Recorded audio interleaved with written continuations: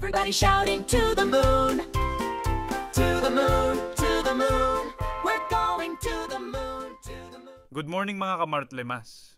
Grabe ang nangyari sa Wall Street. Matapos ang record-breaking party nung Lunes, Setyembre 22, pause. Biglang nagkaroon ng full stop at sell-off. Kahapon, Martes, Setyembre 23. Yan ang aalamin natin. Let's check.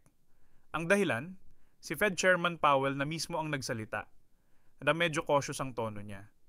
Sabi niya, ang US economy ay may two-sided risks.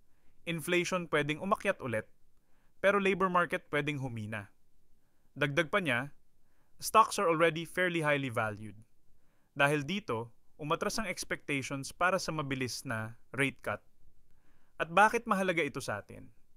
Kung hindi agad mag-cut ng rates ang US, mas matagal posibleng manatiling malakas ang dolyar kontra piso. Resulta, pullback kahapon, Tuesday, September 23, S&P 500 bumaba ng 0.6%, closing at 6,570 points. Nasdaq down 0.9%, closing at 22,135 points. Dow Jones slipped ng 0.2%, closing at 45,796 points. Normal lang ang ganitong pullback after a strong rally at record highs nung Lunes. Parang paghinga lang ng market. Tech highlight, Nvidia. Kahit bumaba market kahapon, ang AI theme buhay na buhay pa rin. Noong Lunes, Nvidia announced a $100 billion investment sa OpenAI at AI infra. Habang bumabagsak ang ibang index, Nvidia's bold move kept the spotlight on AI. Pinapakita na kahit may volatility, tuloy-tuloy pa rin pumapasok ang big money sa AI. Expect volatility, record high isang araw, pullback kinabukasan. Healthy lang yan. Focus on long-term themes.